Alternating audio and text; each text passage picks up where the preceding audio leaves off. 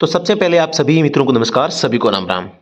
Himachal Pradesh high court driver का exam जो कि 5 नवंबर को यहाँ पर हुआ था, आप सभी जानते होंगे। और इसकी जो फाइनल आंसर की है वो भी जारी हो चुकी है। फाइनल आंसर की में हमें देखने को मिला कि 2-3 प्रश्नों पे डाउट है और आप सभी को विदित होगा 100 प्रश्न इसमें आए थे। और प्रश्न संख्या मैं बात करता हूँ 16 से 25 तक जनरल नॉलेज के प्रश्न है। इनमें अगर कोई प्रश्न गलत है तो हिमाचल प्रदेश के, क्योंकि ये भर्ती केवल हिमाचल प्रदेश के युवाओं के लिए थी, तो जो हिमाचल प्रदेश के युवा है वो हिमाचल प्रदेश के जीके के जो प्रश्न 16 से 25 है उनको आप एक बार जरूर देख लेना। उनमें अगर कोई ऑब्जेक्शन है, डाउट है तो यहां पर मैं कुछ प्रश्नों को रखने जा रहा हूं।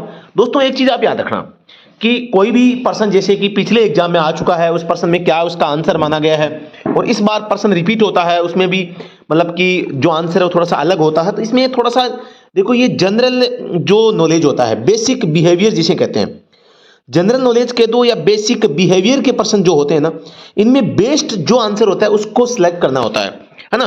तो हम कभी कभार क्या करते हैं, जैसा कि हम कह देते हैं कि जैसे मैं अभी आपको 1-2 प्रश्न बताऊंगा जो वहां पर आप खुद मानेंगे हाँ बिल्कुल इस प्रश्न का जवाब ये होना चाहिए। तो हम थोड़ा सा इन पर डिस्कशन करते हैं। प्रश्न नंबर 4 है, आप सामने वाले वाहन को ओवरटेक कर सकते हैं। सभी को पता है वाहन को ओवरटेक हमेशा ऑप्शन नंबर 1 वाहन की दाहिनी ओर से, यानी from the right side of the vehicle. इसका जो आंसर है यहां पे ए होना चाहिए, बोर्ड ने बी को मान रखा है, तो right answer is A from the right side of the vehicle. You can raise objection, आप ऑब्जेक्शन इसमें कर सकते हैं। और इसके लिए आप देखो ओवरटेकिंग रूल है CMVR का भी रूल पढ़ सकते हैं, या motor vehicle driving regulation 2017 rule 14। यहां पर मैं इस PDF को टेलीग्राम चैनल पे भेज दूंगा, जहां ये तो एकदम कॉमन सेंस है, सभी को पता है कि ड्राइविंग चलाते समय ओवरटेक हमेशा राइट साइड से करते हैं, ठीक है ना। तो सामान्य स्थिति की बात है। एक दूसरा नियम अपवाद भी है इसका, लेकिन वहां पर अपवाद की बात प्रश्न में भी नहीं हो रही है, तो इस प्रश्न में कोई डाउट नहीं है, बिल्कुल इसमें ऑब्जेक्शन आप कर सकते हैं, ठीक है ना। क्योंकि इसका ऑप्शन नंबर बी इसका राइट आंसर यहां पे जो है माना गया है, लेकिन बी गलत है, ऑप्शन नंबर 1 इसका राइट आंसर होगा। एक प्रश्न है, प्रश्न संख्या 34, वाहन मोड़ने के लिए इंडिकेटर लैंप के लिए कौन सा रंग प्रयोग किया जाता है। अब देखो यहां पर इंडिकेटर लैंप होता है ना, मैंने आपको कई बार बताया है, जैसे कि एक तो नाम होता है एम्बर, एक होता है येलो, है ना, तो एक होता है ऑरेंज। ये 3 नाम ऐसे हैं जो कि मोस्टली इंडिकेटर के लिए यूज किए जाते हैं। हमेशा हमें प्राथमिकता 1 नंबर एम्बर को, 2 नंबर येलो को, 3 नंबर ऑरेंज को देनी चाहिए। यानी एम्बर है तो एम्बर को सेलेक्ट करना है, येलो है तो येलो को करना है, ऑरेंज है तो ऑरेंज को करना है। लेकिन तीनों है तो हमें एम्बर को करना है। प्राथमिकता सबसे ज्यादा किसको देनी है? एम्बर को। एम्बर नहीं है तो येलो करो। लेकिन इस प्रश्न में क्या हुआ, इस प्रश्न में एम्बर देखो, एक्चुअल में आप देख पा रहे हैं जो ये आपका जो है ना, मैं आपको बताऊं जो मोटर व्हीकल की जो PDF है इसमें मैं इसका जो प्रूफ मैंने आपको दिखाया है। और यहां पे आप देखेंगे कहां पे है, the signal to turn to the right और to the left shall be given by electrically operated direction indicators lamp on all motor vehicles including construction equipment vehicle and combined harvester, ठीक है। और भी ठीक है, the direction indicator lamp shall be of amber colour. यहां पर आप देखो इस पर पहली लाइन को देखो, यहां पे एम्बर कलर के बारे में लिखा हुआ है। एम्बर होता है ये AMBER, एम्बर लिखा है। अब इस प्रश्न में क्या लिखा देखो, इस प्रश्न में इन्होंने लिख दिया एम्पर, AMPER। अब यार ये हिंदी में है एम्पर, यही अंग्रेजी में है, मतलब दोनों में ही स्पेलिंग एरर है। अब हमें क्या पता यार ये कोई चीज करने के लिए जानबूझ के लिखा गया है या मतलब ये मतलब हम तो गलत समझेंगे ना, क्योंकि ये एम्बर होता है और इसको लिख दिया है एम्पर, है ना। तो इसी टाइप से ये बच्चों ने समझते हुए बच्चों ने लगाया इसका येलो या पीला। तो बिल्कुल इसका राइट आंसर वैसे एम्बर होता है। तो इसको आप या तो रॉन्ग आंसर कर दो या आप कह सकते हो कि spelling error, so wrong answer, you can raise objection. आप इसमें ऑब्जेक्शन है वो कर सकते हैं, ठीक है। तो प्रश्न संख्या 34 में आप ऑब्जेक्शन कर सकते हैं, जी हाँ बिल्कुल। और ये आप 102 नंबर जो रूल है ना, इसको आप ध्यान में रखते हुए कर सकते हैं, ठीक है ना। तो अगले प्रश्न पे चलते हैं, ये भी ऑब्जेक्शन वाला है। आपको हमेशा ब्लाइंड स्पॉट की जांच करने से पहले चाहिए। यह प्रश्न हालांकि इस प्रकार का प्रश्न आज तक आया नहीं है, तो इस प्रश्न की व्याख्या ये पढ़े, ये गूगल से उठाया गया है। You should perform a blind spot check before you turn off a road, particularly when you have recently overtaken a cyclist। यहां पे देखो आप एक ध्यान से, you should perform a blind spot check before you turn off, यानी चलना शुरू करने से पहले, यानी मूविंग ऑफ, मूविंग ऑफ और टर्न ऑफ देखो सेम आ रहा है ना, तो इसीलिए you should perform a blind spot check. आपको कब करना चाहिए? चलना शुरू करने से पहले, यानी आपको हमेशा ब्लाइंड स्पॉट जांच करने से पहले क्या करना है, ये पहले करनी चाहिए थोड़ा सा, यानी you should always check the blind spot before moving off, before you turn off, है ना। तो यहां पर देखो ये सेंटेंस मैच हो रहा है ना, तो ऑप्शन नंबर यहां पे ये मूविंग ऑफ, बोर्ड का आंसर भी बी है और इसका राइट आंसर भी बी हो जाएगा, कोई ऑब्जेक्शन नहीं है, no objection in question number 63, ठीक है ना। तो ये एकदम सही है, अभी कोई दिक्कत नहीं है इसमें। ये प्रश्न पहली बार आया इसलिए आप कंफ्यूज हो रहे हैं थोड़ा सा। शाखा सड़क से मुख्य सड़क में प्रवेश करते समय आपको किसको प्राथमिकता देनी चाहिए? अब देखो ये प्रश्न कई बार आ चुका है, लेकिन जितनी भी बार प्रश्न आया ना, तो ये ऑप्शन नंबर 1 उसमें नहीं था, vehicle proceeding along the main road, ये ऑप्शन नंबर 1 उनमें शामिल नहीं होता था। अगर ऑप्शन नंबर 1 नहीं होता तो हम क्या करते, दाहिनी ओर से आने वाले वाहन, vehicle coming from the right, हम ये मानते आए हैं और अब की बार भी हमने यही लगाया, लेकिन हुआ क्या, इसमें एक ऑप्शन नंबर 1 और आ गया। देखो इससे भी अच्छा ऑप्शन ये है, मुख्य सड़क पर आगे बढ़ते वाहन, है ना, vehicle proceedings along the main road, तो इसीलिए इस प्रश्न पे भी ऑब्जेक्शन बनता नहीं है। और हालांकि जब जहां पर जो गिव वे का संकेत होता है ना, ये भी रास्ता देने के लिए होता है ये, और हमेशा जो आपकी सड़क होती है वहां पर हमेशा जो राइट साइड से व्हीकल आते हैं ना, उनको ही रास्ता देते हैं। लेकिन ये एक बेसिक नॉलेज का प्रश्न है, और इसमें मेन सड़क पर वो चाहे बाएं से आए चाहे दाएं से आए, अगर मेन सड़क पर कोई व्हीकल है तो आप उनको बाधा नहीं पहुंचा सकते, ये कॉमन सेंस है। भी एक बड़ी सड़क है, एक छोटी सड़क पे आप खड़े हैं, अब आप बड़ी सड़क पे एंटर करेंगे तो व्हीकल चाहे लेफ्ट से आ रहा है चाहे राइट से आ रहा है, आप उन दोनों को ही वहां पे परेशान नहीं कर सकते अपनी वजह से, क्योंकि आप छोटी सड़क पे हैं और वो बड़ी सड़क पे पहले से चल रहे हैं। तो इसलिए vehicle proceeding along the main road, यानी कि मुख्य सड़क पर आगे बढ़ते वाहनों को आप यहां पर किसी भी प्रकार की दुविधा नहीं पहुंचा सकते और उनको प्राथमिकता आप देंगे। तो बिल्कुल ऑप्शन नंबर 1 इसका राइट आंसर है, कोई भी इसमें ऑब्जेक्शन वाली बात नहीं है।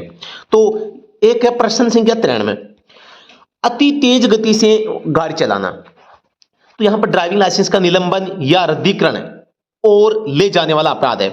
यह एक ऐसा अपराध है जिसके लिए केवल जुर्माने से दंडित किया जा सकता है। तो यहां पर देखो, आप अगर ओवर स्पीड में गाड़ी चला सकते हैं, ओवर स्पीड में गाड़ी चलाते हैं, है ना, तो प्रश्नों का क्या है, कभी कभी जो है मतलब ये उलझ जाते हैं अपने आप में। आप सभी को पता है और स्पीड को लेकर धारा 183 लागू है। धारा 183 में क्या है कि भी आप तेज गति से, निर्धारित गति सीमा से अगर अधिक गति पर चलाओगे तो आपका जो ड्राइविंग लाइसेंस है सस्पेंड या कैंसिल किया जा सकता है। अब देखो इस प्रश्न में क्या हुआ, ड्राइविंग लाइसेंस का निलंबन या रद्दीकरण और ले जाने वाला अपराध है, बिल्कुल आपका कैंसिल या सस्पेंड आपका लाइसेंस किया जा सकता है। यह एक ऐसा अपराध है जिसके लिए केवल जुर्माने से दंडित किया जा सकता है। यहां पर देखो केवल जुर्माना शब्द आने से ये ऑप्शन नंबर 20 को यहां पर गलत कर दिया गया, इसलिए ऑप्शन नंबर 1 हो गया है। अब हालांकि देखो यहां पर मैं बात करता हूं, धारा 183 है वो कैंसिल करने को भी कहती है और जुर्माने को भी कहती है, जुर्माना, निलंबन, रद्दीकरण दोनों के बारे में कहती है। तो आप जो इसमें है ऑब्जेक्शन लगा सकते हैं, लेकिन प्रश्न की भाषा थोड़ा सा मुझे लग रहा है कि ऑप्शन नंबर बी में जो ये केवल शब्द है ना, ओनली, जो ओनली शब्द आया है ना, तो ये फाइन ओनली, तो ये गलत हो जाता है, यहां पे केवल फाइन नहीं है, तो इसलिए ये सेंटेंस गलत हो गया। Is an offence leading a punishable by fine only, by fine only होते ही ये सेंटेंस गलत हो जाता है। वैसे आप ऑब्जेक्शन लगा सकते हैं, कोई दिक्कत नहीं है। अगर आप ऑब्जेक्शन लगाना चाहें इसमें तो आपको रेफरेंस देना है मोटर व्हीकल एक्ट की, मोटर व्हीकल एक्ट 1988 सेक्शन 183, ठीक है ना। और 183 में तो लिखा गया है कि आपके ऊपर जुर्माना लगेगा। अब सस्पेंड और कैंसिलेशन का लिखना है कि धारा 183 को 206 में इंक्लूड किया गया है। According to motor vehicle act 1988 section 206 DL suspend और कैंसल जो है विक्टिम अगर कोई है धारा 183 का, मतलब 183 का कोई अगर अपराधी है तो उसका धारा 206 के अकॉर्डिंग ड्राइविंग लाइसेंस रद्द या कैंसिल है किया जा सकता है ना। तो यहां पर आप मोटर व्हीकल एक्ट धारा, जो मोटर व्हीकल एक्ट 1988 है, इसकी धारा जो है 206 किसका उल्लंघन करने पर 183 ये लिखा गया है। तो आप इसका एक अच्छा सा सेंटेंस बना के बिल्कुल आप ऑब्जेक्शन रेज कर सकते हैं, ठीक है ना। तो ये था 93 नंबर प्रश्न। तो यहां पर मुझे जो लगा था कि डाउट वाले प्रश्न है तो वो मैंने आपको बता दिए। बाकी जो फर्स्ट एड से संबंधित क्वेश्चंस आए थे उनमें भी एक दो कंफ्यूजन, लेकिन वहां पे क्या है कि उनका कोई प्रूफ एकदम ऑफिशियली मिलता नहीं है, तो उनका हम ऑब्जेक्शन थोड़ा सा मेरे हिसाब से बैठ नहीं पा रहा है। और वहां पे एक जनरल नॉलेज काम में आता है, जो पर्सन को देख के उसमें से जो बेस्ट आंसर होता है उसी को करना होता है। और हमेशा से ये होता आया है कि बेसिक कॉन्सेप्ट पे जो आधारित पर्सन होते हैं उन पर ऑब्जेक्शन काफी मुश्किल होता है। और ये बेसिक कॉन्सेप्ट वाले पर्सन हैं, जो कभी कोई व्यक्ति अगर बीमार तो सबसे पहले आप क्या करेंगे, है ना। तो ये चीजें हैं, तो उनमें बोर्ड ने आंसर जो माने वो एकदम स्वीकार है और बढ़िया जो पेपर इन्होंने लिया है। और कुछ दो चार खामियां इन्होंने जरूर रखी है इसमें। और इसके अलावा एक प्रश्न और मैं आपको बताना चाहूंगा। आपका जो प्रश्न संख्या 3 है, 3 पर लिखा गया है कि रास्ते पर लेन बदलते समय हॉर्न बजाकर लेन बदलो, इंडिकेटर बताकर लेन बदलो, इंडिकेटर बताना जरूरी नहीं, केवल रिवर व्यू मिरर देखकर बदलें, कोई भी नहीं। तो सी और डी तो गलत हो गया। आपको पता है जब भी आप चेंज करते हैं क्या लेन, तो यहां पर केवल हॉर्न से काम नहीं चलता, आपका इंडिकेटर बताकर लेन बदलो, ये ऑप्शन सही होगा, यानी ऑप्शन बी सही है। लेकिन अब आप यहां पर इंग्लिश वाले में देखो, अब इसमें देखो यहां पर क्या है, change lens by giving indicator.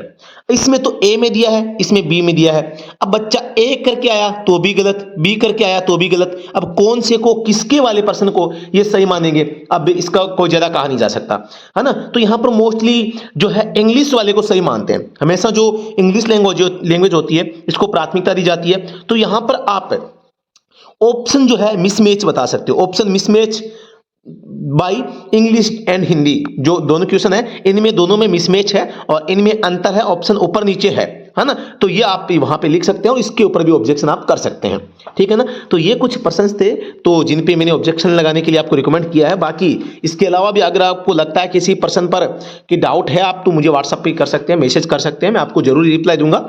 और फोन कॉल में नहीं उठा सकता, बहुत ही बड़ी संख्या में फोन कॉल आ रहे हैं, काम ही नहीं जो करने का समय मिल रहा फोन के चक्कर में, इसलिए फोन है वो मैं अटेंड कम कर पा रहा हूं। आपको व्हाट्सएप पे तुरंत रिप्लाई मिल जाएगा। अगर कोई सा भी पर्सन है जिस पे आपको ऑब्जेक्शन लगाना है या आपको कुछ राय लेनी है, कुछ आपको कुछ जानकारी चाहिए, तो आप हमारे जो नंबर है उन पे संपर्क कर सकते हैं। 8764188848 ये नंबर है, केवल व्हाट्सएप सेवा है, फोन कॉल मत कीजिएगा, ठीक है ना। आपको रिप्लाई बिल्कुल आज मैं तुरंत रिप्लाई आपको दूंगा, लगभग आधा घंटे के अंदर अंदर आपको रिप्लाई आपके प्रश्न का या आपका जो जवाब होगा उसका मिल जाएगा। हालांकि हम हमेशा जो है लगभग देरी से रिप्लाई देते हैं क्योंकि काफी मैसेज आ जाते हैं। आज हम आपकी जो लास्ट डेट है ऑब्जेक्शन की उसको ध्यान में रखते हुए आपको तुरंत रिप्लाई देंगे और तुरंत आपसे बात करेंगे आवश्यक हुआ तो, ठीक है। तो जी हाँ दोस्तों नमस्कार, अगर आप किसी भी एग्जाम की तैयारी कर रहे हैं तो आप हमारा ऑनलाइन प्लेटफॉर्म है स्टडी एट होम, इसको डाउनलोड कर सकते हैं। और इस बार भी जो हमारा जो पेपर हुआ है 100 में से 90% ड्राइविंग पार्ट के आए हैं और 90 में से 88% हूबहू यहाँ पर हमारे सिलेबस में से देखने को मिले हैं। 2% हालांकि बाहर से आए हैं, तो यहाँ पर 1-2% हो ही जाता है हर बार, हर एग्जाम में कुछ नया इसमें आता है। तो जी हाँ दोस्तों नमस्कार, धन्यवाद, जय हिंद।